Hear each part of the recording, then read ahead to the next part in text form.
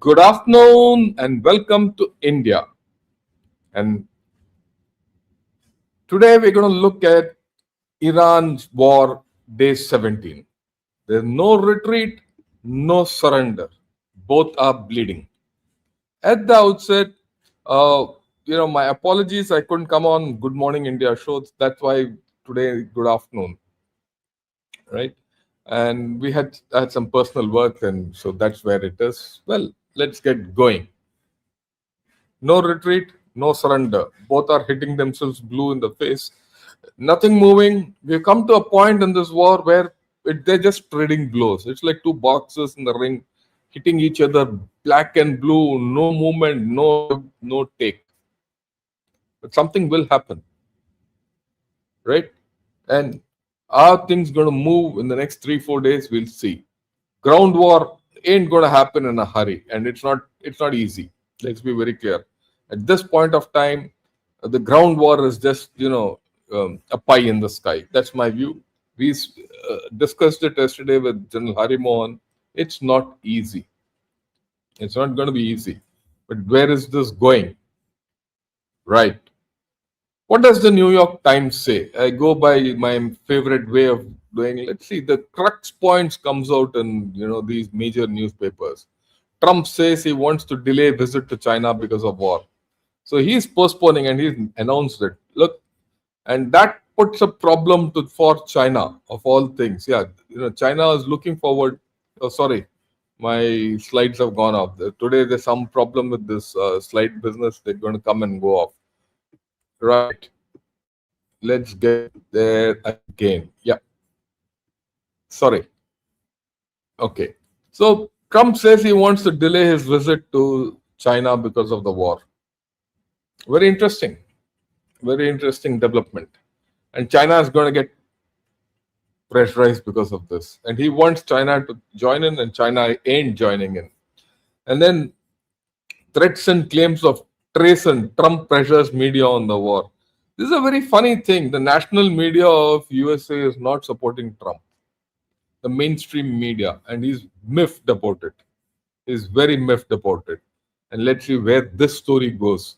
Because if your media ain't with you, well, it's difficult. Just think, in India, we had our media going gaga over whatever we did, and they went to another extreme, and they're different extreme. So there is a tempering of the media which is required, which goes somewhere in between, and all that. Not all media is opposite in opposition is good. Not all media for government is also good. You need a balanced media. That's why the fourth estate is always important, right? But let's look at something else. There's fire on U.S. aircraft carrier raged for hours. 30 hours, I believe there was a fire which was raging in Gerald Ford. And it wasn't a hit or something. It was in the laundry shop, some malfunction. So it just goes to prove technology is damn good. Everything is damn good initially when it functions. And in war, in battle, in field, when things go bad, well, things will go bad. Things will go bad. Once the bullet starts firing, once the first bullet starts firing, things will start going bad. And those idiots who don't know what war is all about will talk like this nonsense. Oh, technology, yeah, oh. Every technology fails, and every technology has loopholes. I'm hope this comes through, and in the evening we'll talk of this. We'll talk of this. What is India learning from all this, right? And then, of course, he also has claimed that the ex-president has confided, "Oh, you're doing something which I've not done." Who's this? He's not saying, but that's typical Trump for you. We don't know whether he's saying the truth or not. And Washington Post, very significant. U.S. intelligence says Iran's regime is consolidating power. It might be weak, but it's consolidating power, and that's showing on the battlefield. That's showing on the battlefield. And yeah, latest headline today's, just about 2 hours back, which I picked up. This is not our war. Europe and UK push back against Trump's agenda. So the EU is quitting on Trump. So there's a dynamic which is changing.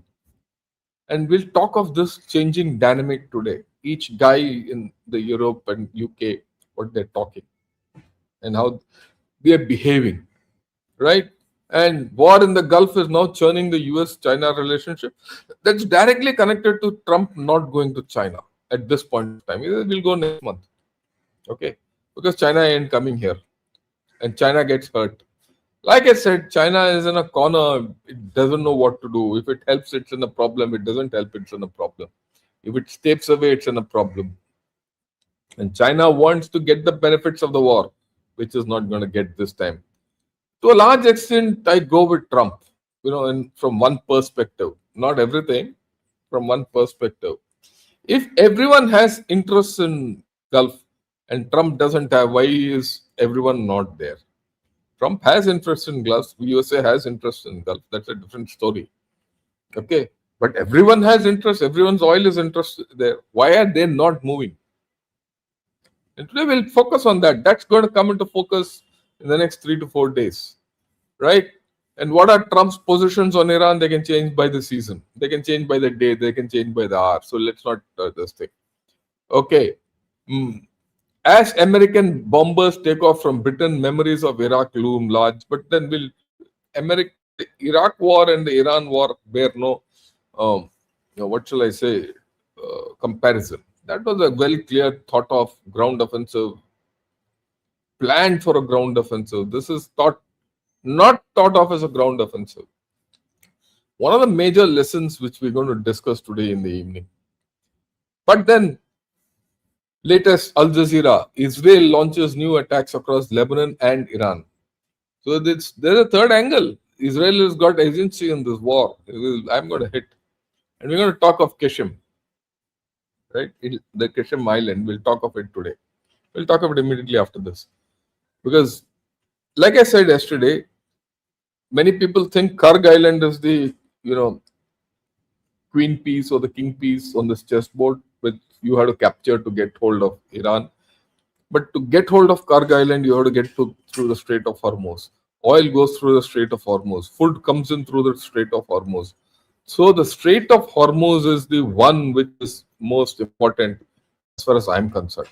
And I've been saying this from yesterday. The Strait of Hormuz is the center of gravity of this whole story. And that's what we're going to talk, and that's where Quishim comes in. We'll talk of this. We'll just talk of this, and this is it. What's Quishim? Right? Quishim is the underground missile fortress. That's what Al Jazeera says. Where is Quishim? This is Quishim. It covers Bandar Abbas. So if anything going through the Strait of Hormuz, this island becomes central. It's not only this island. There are two islands, Siri and Abu Musa. Both these and this island has to be captured. But Quishim is a fortress. If you go by this article, it's a fortress. Underground stuff, all that. What did USA do with this fortress? They know. They taken out the desalination plant out there. If you take the desalination plant out of an island, water. So how long will this happen? Is this a prelude? You're going to see more. Is the water war going to escalate? Because when this happens, Iran goes and hits Bahrain, which is most water-starved, smallest country. So there's a mate and a checkmate going on. So who will last out, how it will happen is something we will see. Right? So the Strait of Hormuz is going to be the key of this whole story. And that is why my way of looking at it, Dubai is getting it badly. Look, what is Tehran doing? We'll come to that. Of course, Trump scolds allies over Strait of Hormuz, that we'll talk of. And UAE closes its airspace. Why is it closed its airspace? Because there's a massive attack on Dubai airport. Airport has closed as of now. I don't know. By evening, so it'll come back. We'll see. But look at it. This is Dubai, right? Why is this? Iran is hitting Dubai. Iran is hitting Fujairah. Iran is hitting all these other places in this place. Why? This little finger is critical for Hormuz. Iran is playing the game, typical military game at this point of time. I've been wondering why Dubai? Why Dubai is getting hit, and we'll talk of it a little later. And I've been saying from yesterday, Dubai is critical because of Strait of Hormuz. You want to control Strait of Hormuz, you have to control Dubai. How do you control Dubai?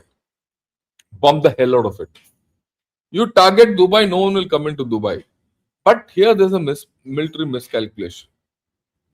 You can drive away from everyone from Dubai. If you drive everyone away from Dubai, it leaves the field for military to come in.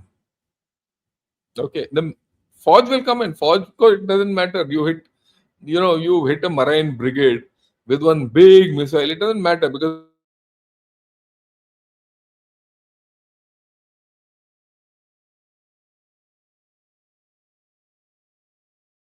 will come in. Why this is happening. So we'll see where this is going. Okay, we'll know in a couple of days how this whole story is going. And like I said, that is why Dubai is closed at this point of time, right? I think it's closed. I don't think it's open. That's what the latest thing is. Remember, the big headline: Gulf economy is at risk of worst slump since 1990s on Iran war. Okay, because of the Iran war. It is not only the Gulf economies, even Iran will go. I was looking at the dollar to real equation. It's gone even worse. So Iran, look, that's why I'm saying Iran, for many people will say, oh, Iran has won. But Iran has lost tremendous. And there's no balance sheet in this because this you made USA retreat that you have won. Or there's no balance sheet for USA to say, oh, I subdued Iran, so I have won. Both are going to lose. That's why I said both are bleeding, no retreat, no surrender. This policy doesn't take them anywhere.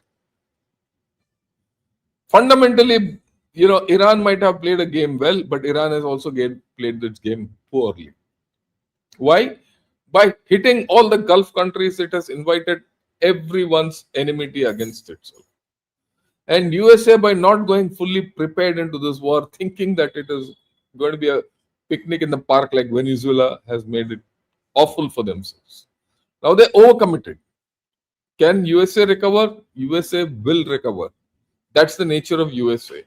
Can Iran recover? Iran will also recover. Let me put it this way. It's a strong civilizational nation. It's not easy, but it's going to take time economically. And Iran is going to go through a lot of pain. Mark my words.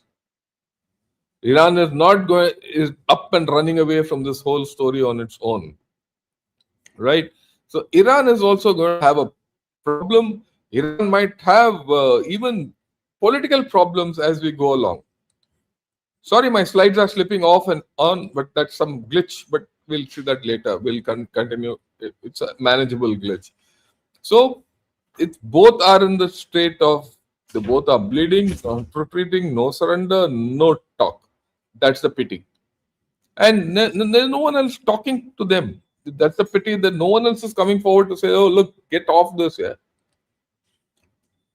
Let's look at the Iran side. Iran has come out. They said the outcome of the war cannot be determined by tweets. It's on the battlefield. Hey, whoa. This is what he said. And mind you, the spokesman for the first time spoke in English. And you can only talk about it in your tweets. It's better to name this war as epic fear instead of epic fury. So he says you come on the battlefield and fight. You can't fight on the tweets. For the first time, he spoke on, he spoke with the, sorry. Yeah. So the first time he spoke in English. That's why I put it on. And then he went on to say, look, Gerald Ford, that Ford which went through 30 hours of fire on it, and all that. It's in the Red Sea. He says anyone who helps this Gerald Ford and gives logistics bases is open. I will take them on. Who are the ones? Again, you get back to Saudi Arabia. So this is Saudi Arabia, which is helping Gerald Ford in the Red Sea, the aircraft carrier. So very clear indications. And what about Iran, the macro foreign minister? What does he say? He says, someone asked him, why don't you ask for a ceasefire with the US? He says, because we want to teach them a lesson so hard that enemies never think of attacking Iran again. Right? Well, they proved their point, right? They have to get off the high horse. If they don't get off the high horse, they might be learning a lesson which for themselves it's not worth it. At this point of time, everything is hunky dory for Iran. They're taking it badly, but they feel we've got the capability to withstand USA. Maybe they have. They've proven it. They're nothing more. But from here onwards, where do they go? What is it? What is the end game which Iran is seeking? If they think that Iran, after doing all this, USA will leave this place, they'll not. If you think that they'll be able to lord over the rest of the Gulf, they can't. They don't have the capability. So they're coming to their culmination point just as USA is coming to the culmination point. Both are reaching their culmination point the way I look at it. From here on, there's only a political solution. There's no military victory. I am very clear about it. Right? Okay. Now, this is the briefing given by the Americans on Epic Fury. Yesterday, the CENTCOM commander briefed. So I want you to listen to it and see not what America is doing great, but how methodically America is going about the whole affair. Because we know the results of whatever Iran is doing on Dubai. What has it done? It has hit one airport terminal, a lot of flames. Yeah, whoa, it's closed, so we come to know because the press is able to see it. But what's happening inside Iran, no one knows. And when you look at this, you get the clear idea that look, Operation Epic Fury, from a military point of view, is going well. Let's put that on. I'm Admiral Brad Cooper, the commander. If you can't hear, let me know. I'll put on the other one. I need some feedback. First, I want to remember and honor our fallen warriors who made the ultimate sacrifice in the KC-135 refueling aircraft incident last week. We hold their memories and their families, their friends and their teammates in our prayers. Their selfless service and dedication hardens our resolve. For 16 days, we've delivered overwhelming firepower deep into Iran. This past Friday, U.S. forces executed a large-scale precision strike on Karg Island, destroying more than 90 Iranian military targets, including storage bunkers for naval mines and missiles and other military infrastructure. To date, our Air Force, Navy, and Marine Corps aviators have collectively flown more than 6,000 combat flights, demonstrating the unmatched capability of America's joint force as we maintain air superiority over Iranian skies. Look, 6,000 combat sorties have been generated. That's hell of a lot. Lot of damage. Just because Iran has hit Dubai with one missile and they will close Dubai, just think what's happening inside Iran. It's huge. Okay, let's continue. Continue to remain centered on our military objectives. These are well defined and include eliminating Iran's ballistic missiles, drones, and naval threats. It's one thing to defend by striking launchers and intercepting missiles and drones, but it's another thing to eliminate the wider manufacturing apparatus behind them. And we are doing that today. We've talked about it in concept. Here's what it looks like in reality. Let me show you, for the first time, a few examples of how... Wait, my video is slipping in and out, so I'll put it back in and then we'll talk. 1 minute. You're dismantling Iran's defense industrial base, which will prevent threats to the region into the future. Here, you see a photo from March 1st of a naval drone storage facility located near the Strait of Hormuz. This is the same location 8 days later, completely destroyed. Next, here's a photo taken of an attack drone production factory in Tehran on March 5th. Here's that same factory 6 days later after a devastating barrage of U.S. airstrikes. And finally, the Yazdi military depot, pictured here last month. These 8 buildings are part of the IRGC's missile command infrastructure and are used to produce light and heavyweight torpedoes. Now, here's that same military depot just last week, or what's left of it. U.S. and partner strikes are doing exactly what they are intended to do, deliver on very clear military objectives to eliminate Iran's ability to project power against Americans and against its neighbors. We're also zeroed in on dismantling Iran's decades-old threat to the free flow of commerce through the Strait of Hormuz. Through a combination of air, land, and maritime capabilities, we have successfully destroyed over 100 Iranian naval vessels, and we aren't done. We will continue to rapidly deplete Iran's ability to threaten freedom of navigation in and around the Strait of Hormuz. Our progress remains steady and we remain vigilant against the enemy. Now, a few thoughts about Iran. Over the last 2 weeks, they have launched attacks on Oman, Saudi Arabia, Israel, Jordan, Cyprus, Turkey, Azerbaijan, the United Arab Emirates, Qatar, Iraq, Kuwait, and Bahrain. In each of these countries, they are deliberately attacking innocent civilians. They've done this more than 300 times, which demonstrates their true nature as a global leader of terror. In just the last few days, the Iranian regime launched a reckless attack against civilian neighborhoods in Tel Aviv with cluster bombs, an inherently indiscriminate type of munition. We join countries across the region in condemning this aggression, and we stand shoulder to shoulder with our partners in bolstering our own defenses. In sum, I will reinforce what I've said before. Iran's capabilities are declining as our capabilities and advantages continue to build. And finally, I'd like to talk about the extraordinary 50,000 Americans who are deployed across the region executing this vital mission. It's long been my belief that every success we have begins and ends with our people. And today I'd like to recognize our unsung heroes, the sustainers enabling America's joint force to unleash this devastating firepower 24/7. To be clear, there's no other military on earth that does logistics like the US military, and our team is at the top of their game today. They're managing distribution networks that span thousands of miles to ensure that munitions, fuel, and supplies reach warfighters on the front line on time, every time. To all our sustainers and logisticians, thank you and keep up the great work. And to the entire Operation Epic Fury team, keep pushing, remain steady, fight to win. Thanks so much and Godspeed. Yeah, so very clear. So let's not get away with the idea that it is Iran who is on the offensive. There is a systematic offensive by USA going on, and that's degrading. It's possible that Iran is getting a lot of mileage out of it and a lot of targets. Look, Iran has got more targets than USA has at this point of time. And maybe USA has gone to the point of diminishing returns. And USA at this point of time does not have the capability to open up the Strait of Hormuz. That's very clear. They will do anything, right? They're sweeping to the Strait of Hormuz. What they have to do is the Strait of Hormuz. Are they in a position to take over Karg Island, which is the centerpiece of this whole story? They're not. I'm still saying this. They're not. So that's why they caught what to do.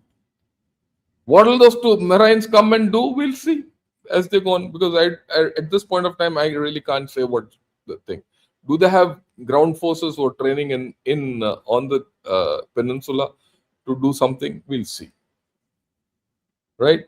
And we'll see how this thing. No, like I see, Iran is not the military power it used to be. No, it's still the military power. It's much more than the military power you think. But they're not planned for this. This is poor planning. As simple as that. Poor visualization, poor planning. And that's coming out.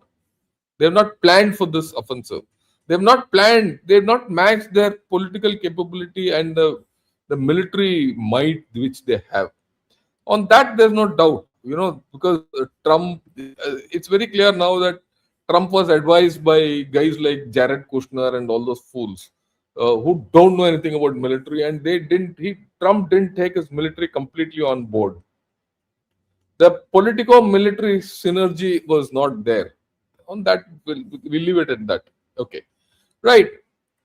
If you look at it, this is from the Institute of Study of War, which is a pro-American thing, but there's something which is talking here which is interesting. The war in Iran is currently in a phase in which the military trajectory is relatively positive. The operating thing is United States is steadily destroying Iran's ability to use its most essential tool in the war, drone and missile attacks, which in turn underpin the entire US Iran offensive or the Iran offensive capability. So if you look at these maps here, and I'll show it once again. You look at the maps here, which they've put out, they have been hit badly. Look at this. Okay. And just about a few hours back, the US Air Force destroyed the general staff of the Iranian armed forces in Tehran, which so far they held back. So as Iran is ramping up, hitting other places, maybe US still has cards to play. We'll see. Which they have avoided so far, they can go. Look, also Iran has crossed a few lines, which USA has not. If USA starts doing that, what will be the thing? Because now the escalation, counter escalation, counter escalation, that ladder as they go up, Iran will find itself its options going down, right? Whereas US has got more options. Like it's not destroyed Kargil Island. If it destroys Kargil Island, Iran is finished. Then he can do what he wants. Okay, he can really drop something on that, question. We'll see. All this is there. My way of looking at it is Iran is playing with its maximum cards. USA still has some. Okay. Look at the founding which Iran has got, and others both. It's both ways. This is a two-way map which I'm showing to you. If you look at it, see, this is how much Iran has got. Whereas, Israel has been hit and others also have been hit, but nowhere near this. So the punishment which Iran has got is huge, right? Yeah, it's huge. It's not simple. Okay. Now, a journalist asked Trump, they said they hit Qatar, Saudi, UAE, Bahrain, Kuwait. Nobody expected that. We were shocked. Are you surprised that nobody briefed you ahead of time? Trump says nobody know. The greatest experts, nobody thought they're going to be hit. So politically, again, this is not something which a military expert will tell you. It's something a political expert will tell you. Look, they can be hit or not hit.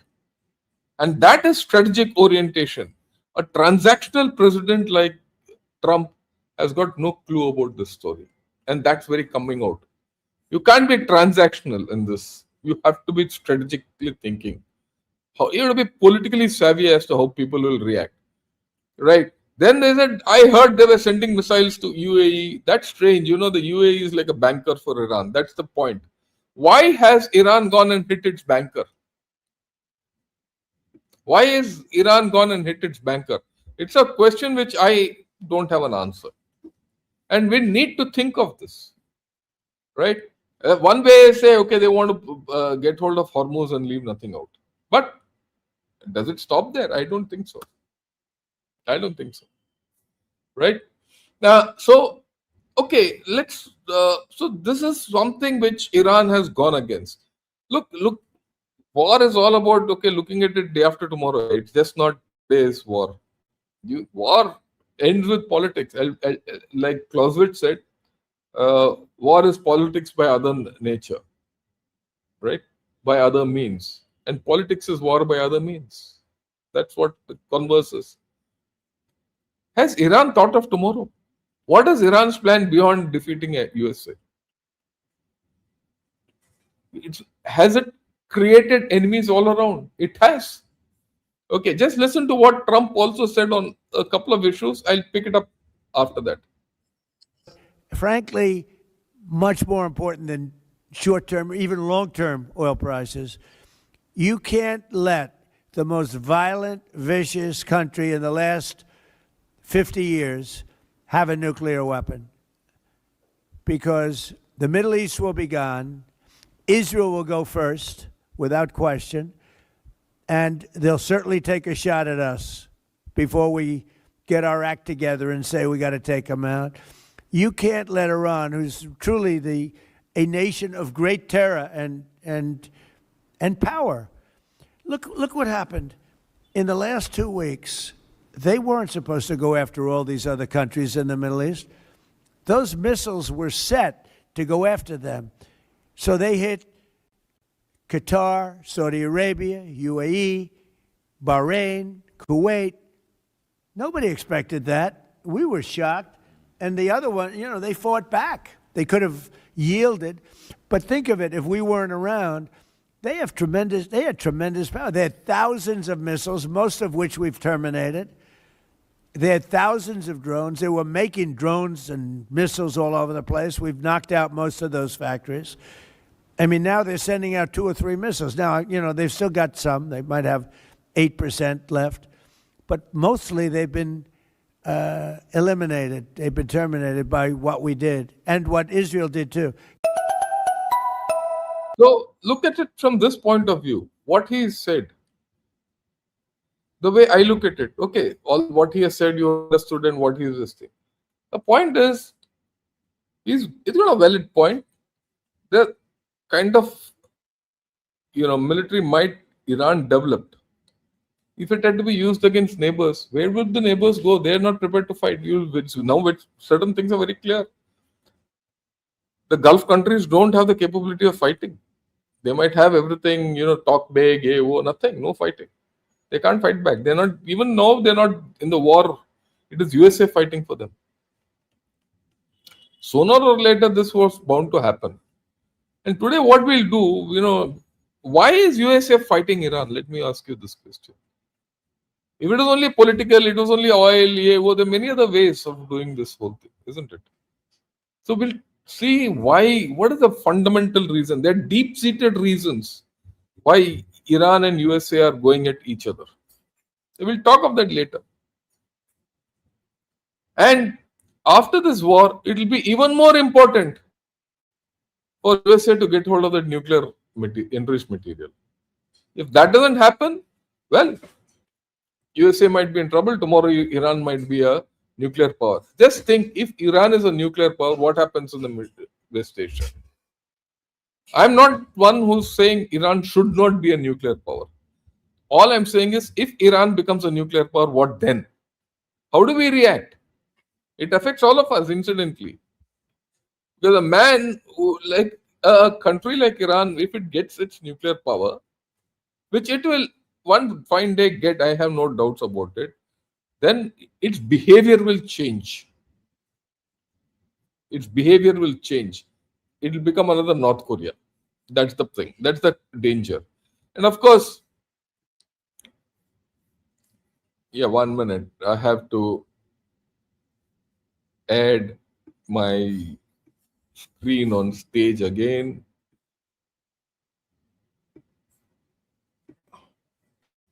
Yeah, I have to, sorry. Yeah. And then, of course, Trump has also said, I'm going to delay my visit to China, all that fine. But the nuclear question is important. Okay. Then he says, there's one General Kelly. He says, taking over Karg Island is centerpiece. I've been saying this for a long time. They also know this. Any military man will understand it. But how do they take it? I'll be interested to see. Whether they are able to go there also or not, I'll be interested to see. But we'll see how it goes. Look at this. This is coming from Kuwait. A TV commentator from Kuwait says, Iran is more dangerous to us than Israel. Iran has effectively pushed the Arab world closer to Israel. Look at this.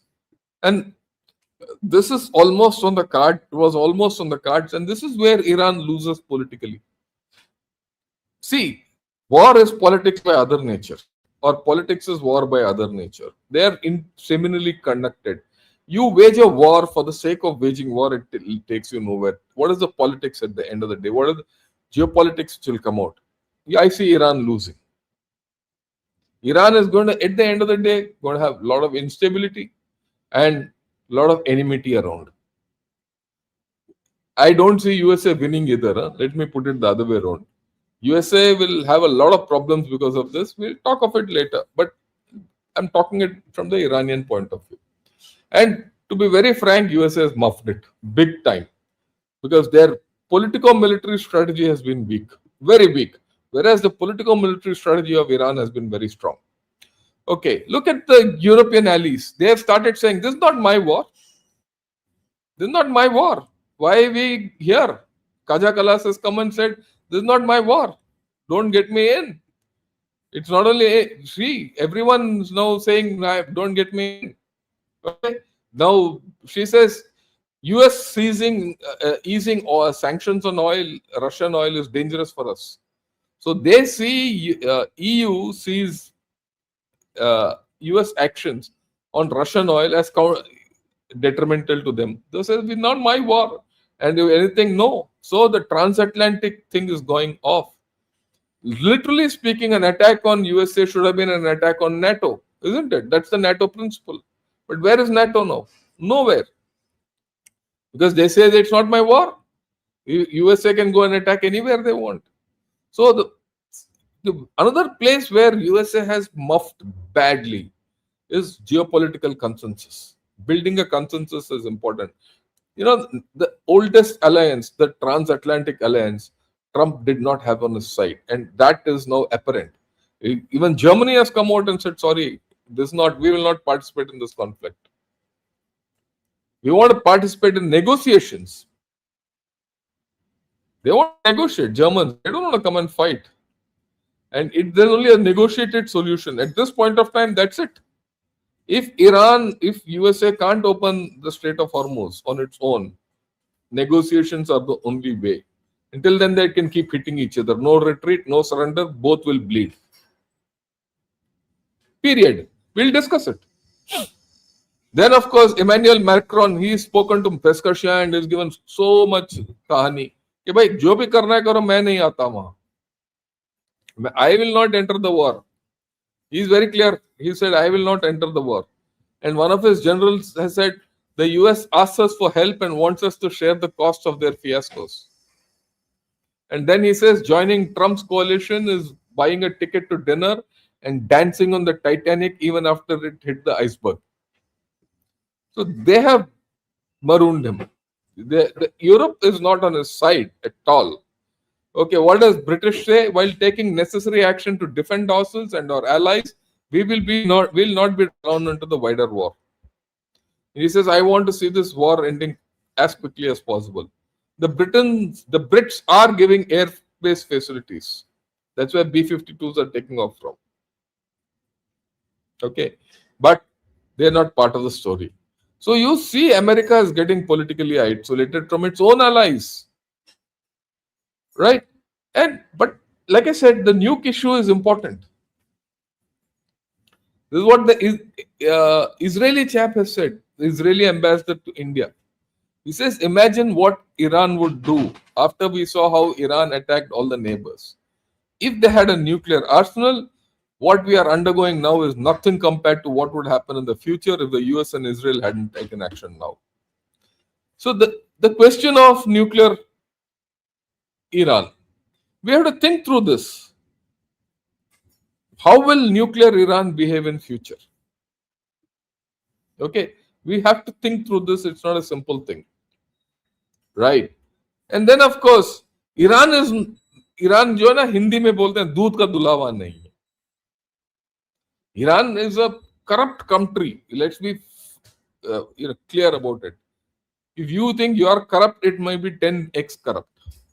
And this will tell you. If you can't hear it, I mean, you can hear it. So the US and Israel might not know the whereabouts of Iran's new supreme leader, but financial investigators... See, this is about Mostabah. They don't know where he is, but they know where his assets are, and they're in London. Okay? Right. Let's hear. Have uncovered his sprawling property empire. The Ayatollah reportedly owns some of London's most sought-after land, and he has celebrities and diplomats for neighbours. The Bishop's Avenue in North London, better known as Billionaires Row, home to heads of state, business tycoons, and now, reportedly, Iran's new supreme leader, Ayatollah Mojtaba Khamenei. Behind the chained gates lies a $65 million dilapidated mansion patrolled by private security. But recent sanctions have prevented the cleric's ambitions of turning it into a cash cow. 12 derelict mansions in the most affluent part of London with a view to taking that initial investment and maximising it, potentially tripling, quadrupling it. Bloomberg News finding it's part of a $300 million offshore portfolio. So just think. This is very clear. This is by the British television. Mustafa has got properties abroad. Is he the only guy? I'm sure there are more Iranians who have all this. Where they're funneling it all from? All this money, where did it go from? From Dubai.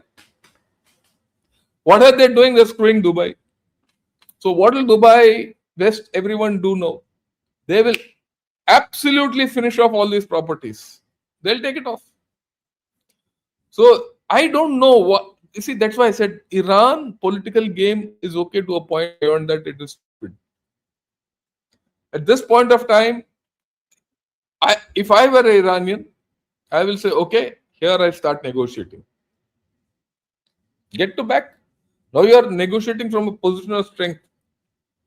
But they don't want to do that. Why? Is it radicalism, fanaticism? We don't know. Because it's not USA. What this war has taught all of us, it's just not one big power. It's not one great entity which can The US and Israel. which can rule the world. Right? It needs everyone. You need small guys, you need big guys, everyone around. That's why India's neighborhood is important. We have to take every small guy around. We have to take Nepal along. We have to take Bhutan along. We have to take even Bangladesh along. If things change, it's going to take time, but we have to take Sri Lanka along. You want to go big, you have to take everyone along. USA has lost this thought process. Trump has alienated his friends more than his enemies. We know that. And he's paying the price for it today. He alienated us at a point of time by taking Asim Munir into his lap. He humiliated the Europeans. Today, all the Europeans are, spurned him. The Gulf countries have suddenly realized that US bases here, we paid millions. Yesterday I spoke about it. Oh, Jared Kushner went and took money away. And they find they're not protected. So that's also going to come into question. So you'll see Iran and USA, they have to sail in different directions from their own current trajectories. Okay, now let's go to something else. Let me switch to something else. Okay. Is there a window of mediation available? Someone has to mediate. And Stubb, who's the Finland president, he says, why shouldn't Mr. Modi mediate? And I go with him.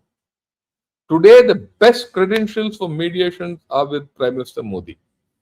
Will he do that or not? We'll see. What are his calculations for doing it or not? We'll see. If we don't do it, we're missing a great opportunity. We need to do it.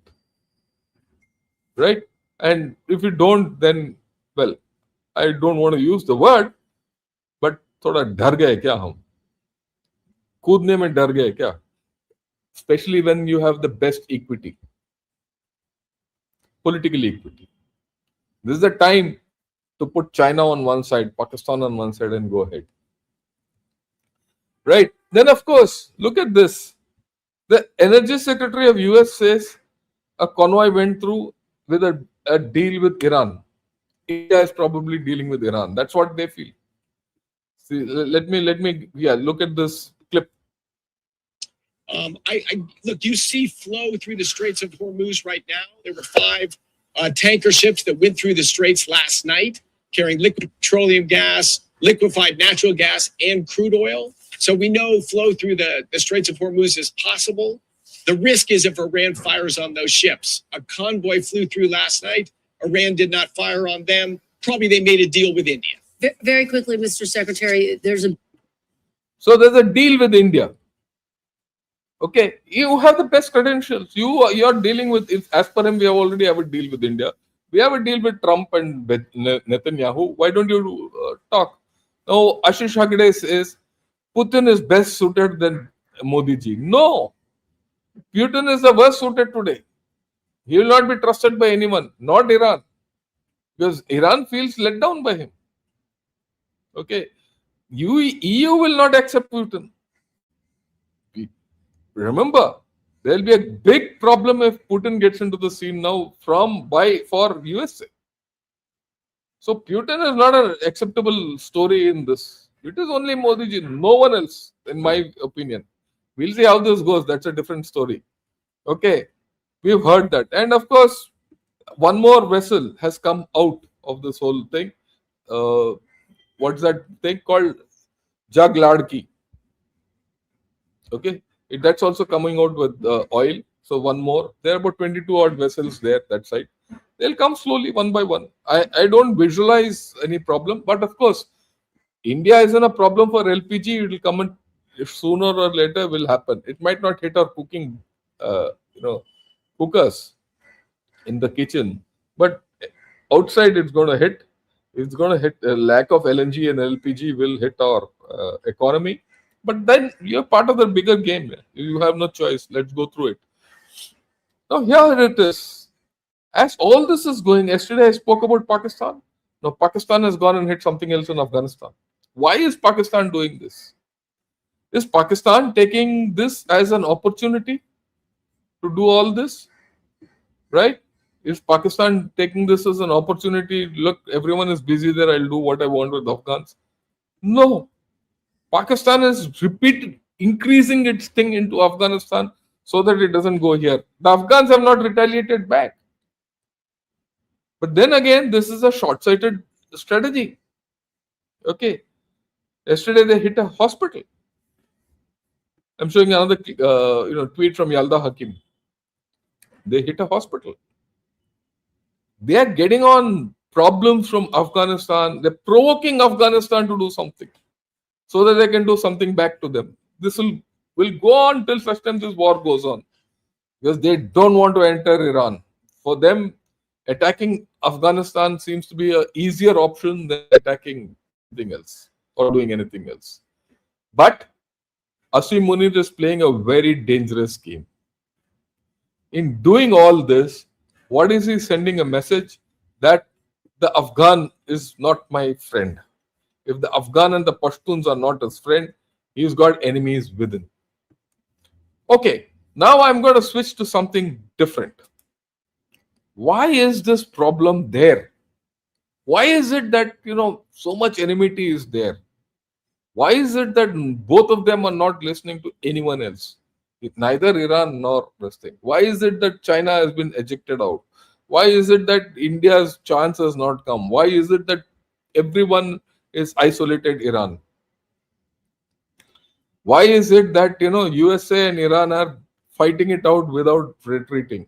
And for that, you have to understand the dynamics of USA and Iran. And I'm reiterating it today.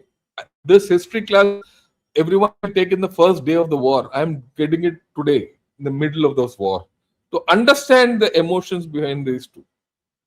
I'll spend about 10 minutes on them and then I'll take questions. Right. Here we go. Look, last year in February, this is what Mr. Trump said. For 47 years, the Iranian regime has chanted death to America. That is from the time Khomeini took over, and waged an unending campaign of bloodshed and mass murder, targeting US troops and innocent people in many, many countries. For many of us who don't have a knowledge of this intricate relationship or hate relationship, there's no love. It's the hate relationship between the two of them. You have to go back in time as to what happened. Both the Iranians and the Americans are seeped in hatred against each other. And that comes through. I'll go through it. You'll understand why they hate each other. Is one at fault? No, both are at fault.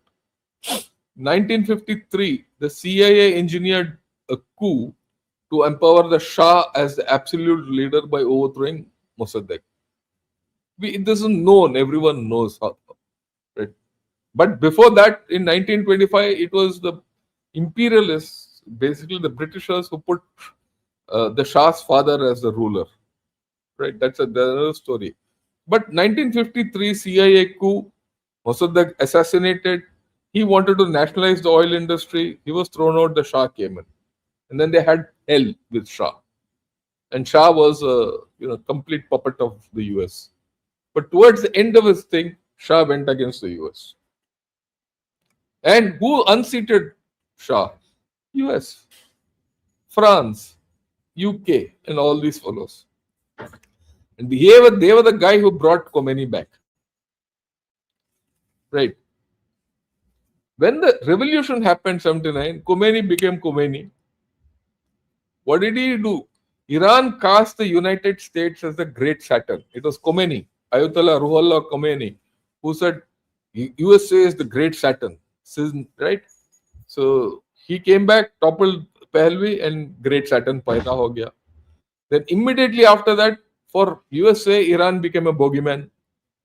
When the militants, state-sponsored militants of Khomeini, they seized the US embassy, held 52 people for 444 days, 1 year plus. Okay, 1 year and 2 months. Right? So that is seeped in both their minds. It's seeped in their institutional memory. You and I might forget it, but it's seeped in their institutional memory, both the nation's institutional memory. Then, to rescue these people, there was an aborted commando raid. Right? It left 8 Americans dead. And people said, what a blotched up raid it was. It was a blotched up raid. They landed somewhere in the desert, wanted to go, right. These are all things which are there in their national memory. 1983 onwards, way back in 1983, Iran started building proxies. At that time, a nascent Hezbollah, one guy, that was when the suicide bombing really started. Of course, suicide bombing largely started with the brainchild of Prabhakaran. But even then, one chap drove a truck bomb in the US Marine barracks in Beirut. And it killed 241 servicemen. Not 1, 2, 241. Just think, you're in a barrack and a truck comes in, boom. It's a scar. Right. Then Iran-Iraq war happened. Okay. It lasted how many years? It lasted 8 years. Let me get it back. Yeah, 1 minute. Yeah. It lasted 8 years. Okay. It started in 1980, started 8 years. And when at that time, US provided intelligence to whom? To Baghdad to go against Iran. Because 79 Iran happened. That was the time when the American hostage crisis was also on. So all this is there. This is their history. And sowing mines in the Strait of Hormuz is not new. Old.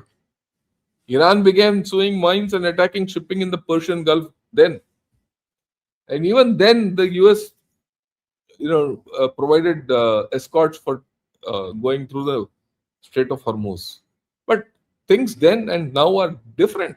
The capability of making mines and mining the Strait of Hormuz of Iranians has become so sophisticated now compared to them. Right. Despite all this, even in 1988, one of their frigates, USS Samuel Roberts, hit an Iranian mine and nearly sank. And as a retaliation, US forces attacked Iranian oil platforms and its navy. 1988. For many of us, you've forgotten about all this. It's there. That is why you'll see them. Then USS Vincennes. Same year, 1988 and 89. 10 years after this. That was on the beginning when Khamenei took over. It shot down a civilian airliner, Iranian airliner, and killed 290 people, civilians. It happened. These are all facts. These are all real life incidents. Complete 90s, these proxies, Houthis, Hezbollah, all these were nurtured and they came up. Suicide bombers repeatedly attack Israelis to undermine the 1993 Israeli-Palestine Accord. That is when 93-94, when Iran said, okay, I will get into the story, I will have this thing, I will kill Israel. When this accord was taking place, these suicide bombers, happened, and Yasser Arafat ran away from those accords. Because Iran stepped in. If there's no peace between Palestinians and Israel, thank Iran. So you think anyone will forget it? And then they hijacked the Palestinians to their side. created Hezbollah, created Houthis, created Iraq militias. A lot of things. Till Saddam Hussein was there, they were finding it difficult. When Saddam went, it was happiness. Iran also has targeted the US military after the 1991 Gulf War to liberate Kuwait. They've been doing this. A group linked to Iran blew up a US Air Force dormitory in Dhahran, Saudi Arabia. In terrorist incidents, killing 1996 this is. Killing 19 US servicemen. We've left all this out. That's why I brought all this in to tell you the feelings behind these two nations. Right. 2002, George Bush denounced Iran, Iraq, and North Korea as the axis of evil. This is part of the axis of evil. After US overthrew Saddam Hussein, Iranian supplied Shiite militia killed and maimed hundreds of US soldiers with lethal roadside bombs. That's the Quds Force, Qasem Soleimani. Then Iran's nuclear program was revealed in 2002. They didn't tell anyone. They were developing it on their own. Okay. And ever since then, a new cycle of confrontation, coercion, started. Then a couple of years later, they put that Stuxnet computer virus, and the complete centrifuge system of Iran was obliterated, or rather maimed. A lot of things. We'll go further. Let's understand. 2015, we know the treaty between what Obama did, nuclear agreement with Iran. Trump withdrew from it because Trump has his own ideas. He came with his own old baggage. Okay, 2020, 4 years back, well, not 4 years, 6 years back, Qasem Soleimani, he knocked off in Baghdad airport. Okay, he was the head of the Quds Force. He was the guy who organized these, proxies, and he was very lethal. And the Americans were very, very, very, very worried about this. So what did they do? They knocked him off. Okay, and at that time, the Iranian response was very weak. We know that. Very, very weak. They fired missiles somewhere else after having intimated. Well, whatever it is. Then, of course, we know the 12-day war which happened last year and now what is happening now. There is also funny things which happened. There's an Iran-Contra scandal which happened in between. What is this Iran-Contra scandal? Reagan's national security advisor was selling arms to Iran in order to free US hostages held by Iranian-backed groups in Lebanon. This was thing. And the money which he got from Iran, he was funding Nicaraguan insurgents, Sandinista. Oliver North, Colonel Oliver North. Go into it. I've just put the thing. And then, of course, once Saddam was overthrown, Iran went in with their entire in that civil war. They helped ISIS, everything. So if you see their history, it's bad. Okay, it's bad.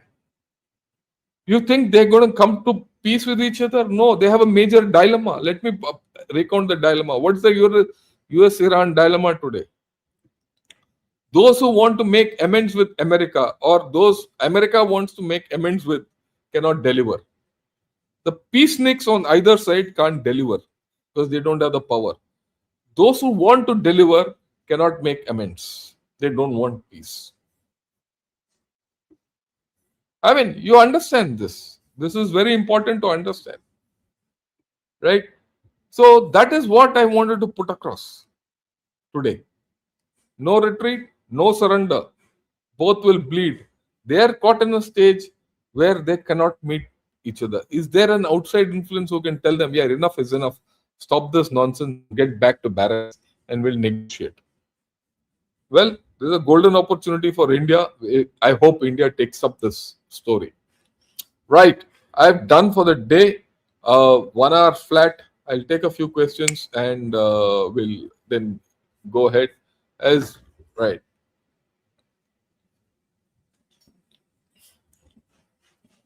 Okay. Yeah. Vishwanathan says, good evening and Jai Hind. Yeah, good evening wherever you are. It must be evening for you, morning for us. Yeah, the ghastly act of bombing the Afghan hospital, Pakistan's escape act from Iran war. We've discussed this. I've explained it to you. There's nothing more. May I know who's the artist behind drawing the cartoons? Very nice. Oh, I don't know artist. I don't have an artist at all. Let me be very honest and let me confess. Yeah, what I do is I scourge the net, take cartoons out, I pick cartoons, I clip them, I take their backgrounds out, everything, and I put them in a manner which I want to do. Okay, I put it ultimately the way I want and suit the heading accordingly. I'm glad you liked it. It's a lot of plagiarism. I'm only hoping that no one will sue me. But in any case, in a place like India, suing is later. That's how it is. But thanks a lot. Welcome back. Thanks a lot, Navdeep ji. I'm fine. There's nothing wrong. It's just that I was busy somewhere else. I couldn't work out. So that is why.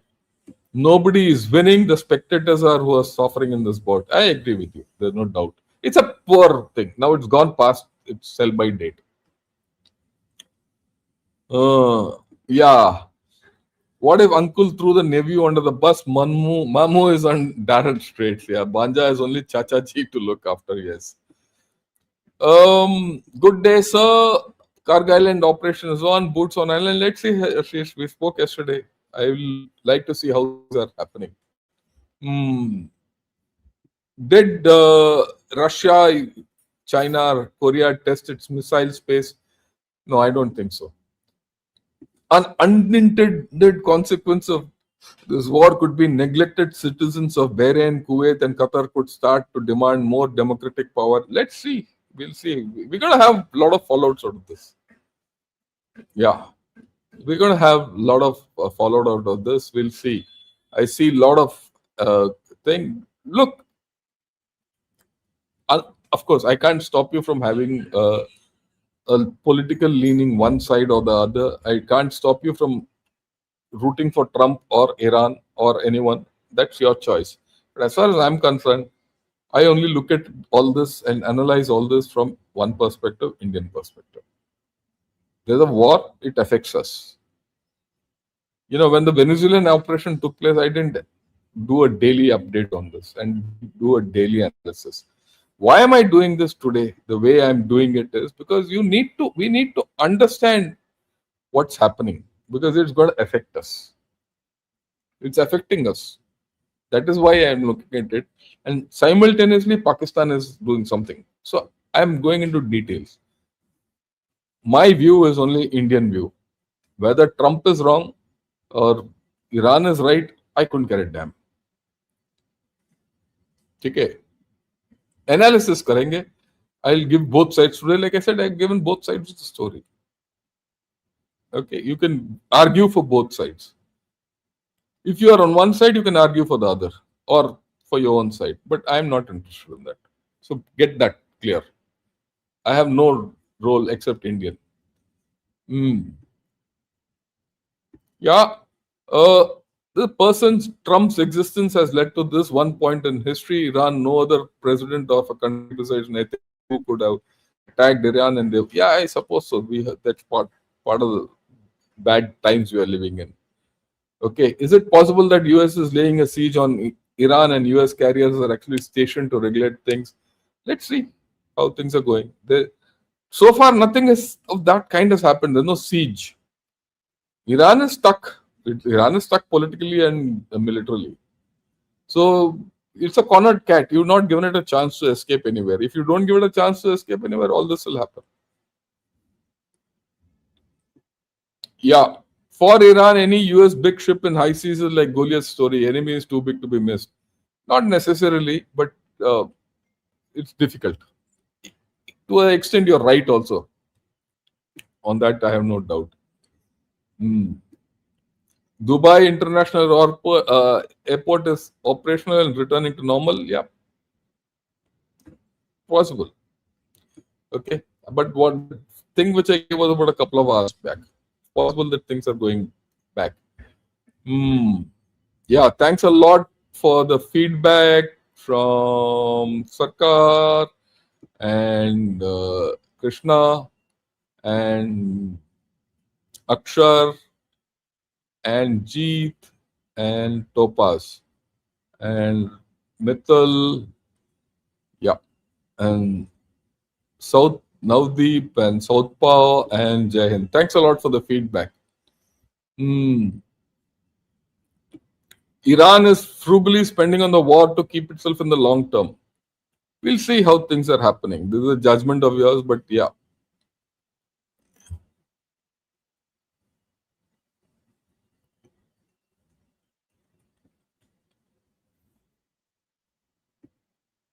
Yeah, same presentation style as Ob Sundur. Yeah, that's part of life.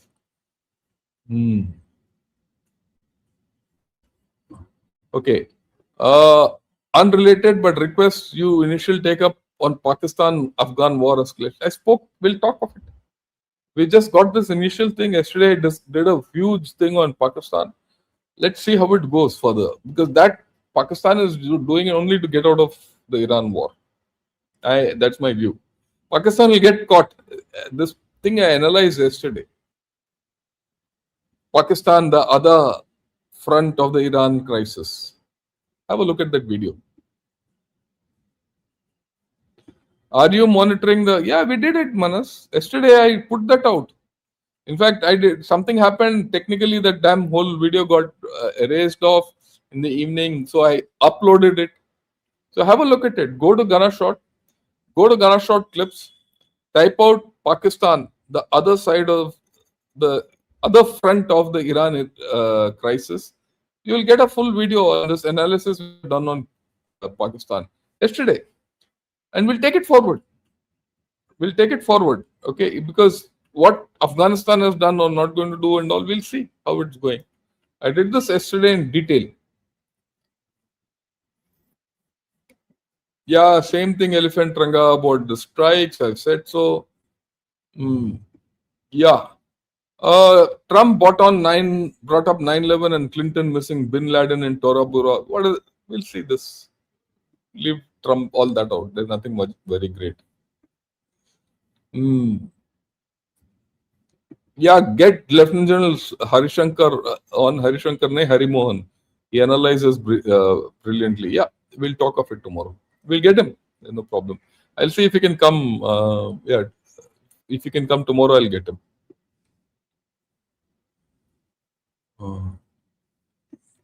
Do you buy this argument that Iran is saving its deadliest weapons for the later stages of the war? Look, the problem with the deadliest weapons, they're few in number. The heavy weapons, the big weapons, the numbers are small. So even if you fire 2, 10, 12, you're done. I mean, I've given 2, 10, 12 just like that off my head. I don't know how much Iran has. But they'll not fire too much. So it is the small ones which are the most beastly in war. It's the small weapons which make the war up. The big ones don't allow you to fight unless he's going to use a nuke. If he uses a nuke, he's in for something funny. A major thing is overextended supply lines. Yeah, all this is minor. They'll handle it. I don't think Trump will visit China. Americans know for sure that China supplied satellite images to Iran, which resulted in some loss of it. That's initially, it's there, but China has been had because of that. China supported Iran, which hit the other countries in the Middle East, which has hurt China. Strait of Hormuz closing hurts China. China hurt itself, and this is China's story. And I'll talk of China maybe tomorrow or day after sometime. Because the China story, I have to talk away from Iran war. I have to go into China and I'll talk. Because there's something very, very, very, very deep happening in China, which we need to understand. Because China one day might give you a surprise. And I'll talk of it. It'll be a longish thing, but I'll do it maybe tomorrow or day after. Okay. On the pretext of targeting China, is USA targeting India as well? Your views? No. If it targets India, it's gone. If today India doesn't help USA, USA is gone. If India pulls the plug on USA, USA will get deflated. So that fear is not there. How does one go about detecting and tracking down Iran's kg of uranium? I don't know. No one knows. America is always the incorrigible devil. He may be rich but has no brain. No, don't be dismissive about it. They've done mistakes in this because there's a, like I said, political military mistake. Don't think he doesn't have brains. Yeah. Iran with a nuclear weapon is a bigger danger. It's a new thing for us, everyone. There's a bigger problem if Iran gets a nuclear weapon. Eventually it will get it, and we have to face that thing. If not now, my next generation. You can't deny a people of anything they want to achieve. And Iran has nuclear ambitions. Americans are liars, cannot be trusted. We know that.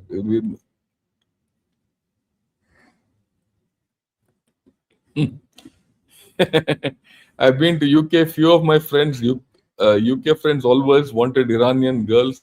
I hope you understand from Istanbul, Tehran, Pakistan. Yeah, maybe.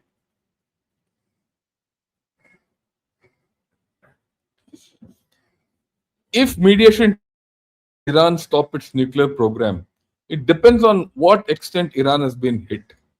Only then we'll know. Till then we can't know. Okay. Why are your replies to Xu Fyong so? Oh, he should know that he, I'm glad you noticed it. I have to give my darts once in a while. Okay. I can't resist it because he's so propaganda, and I hate propaganda. It's so propagandish. That's why. You answered my question, sir. Thank you. The major concern is not that USA will devastate Iran, but the threat lies in what will happen in the aftermath of. Yeah. The thing about Iran is the most important thing. Let's see how things happen. Let's see how things unfold. Okay. Should India ramp up missile stockpile in no, we don't have to do.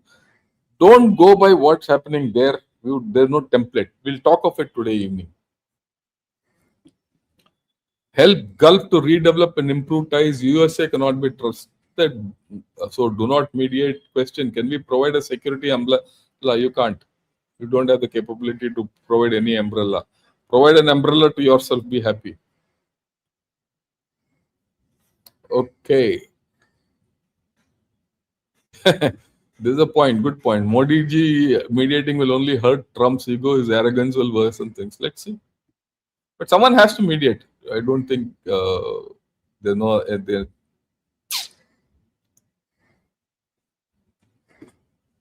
The search words in Gunner Short archives will give you any topic you need. Thanks a lot. Okay. Lessons for India. Sham ko dekhenge. We'll just see it in the evening, Dalvi. Soon, some Japanese think tanks spreading the propaganda that after Taiwan, China will target India. I don't think so. They can't. Look, we have not discussed China. Let me discuss China and then you guys ask me all these questions. Okay. If cartoons are great looking, even if they're. Yeah, thanks a lot, because they're not my cartoons. I take the caricatures, but the idea is mine. Let me say this. I pick from 2-3 cartoons, put it together, and the idea is mine. That's how I do it. Navy has decommissioned their minesweepers. How will they open Strait of Hormuz? Also, so fires on aircraft carriers very, very common. Yeah, I suppose so. As far I don't know, I'm not too clear about Navy having decommissioned minesweepers that they don't have. They might have. We don't know. Let's see how it. Right. Okay. I think we've done for the day. I've answered a lot of questions which I couldn't otherwise answer. At least all the members of Gunner Short, I've answered all their questions. I've said hi to them. And thanks a lot. If you like this video, do press the like button. and also subscribe to Ghana Shot. And most importantly, join me as members, because whatever you do, whatever money I get out of members, I help people. Okay. I'm done with being an army man in the typical sense. Now it's philanthropy of my own variety. Small, but I find it meaningful and happiness. It gives me happiness. Right. With this, thank you. Have a great time. Enjoy yourself. And okay, let me put something. If any one of you want to help ex-servicemen and ex-servicemen for their medical help or something, send money. Don't come through YouTube. You know, you have, if you, in my description I've given a number. You can contribute there, and that money I'll go straight away give to the ex-servicemen health services. And whatever you contribute, put it down for ex-servicemen health, and I'll give it to them directly. I'll be very grateful if you could do that. Maybe some ex-servicemen get some rare medicine or some basic facility and all. Their facilities will improve. So give it directly into that number which is there in the description. With this, thank you. Have a great time. Enjoy yourself. And till evening 8 o'clock. Jai Hind.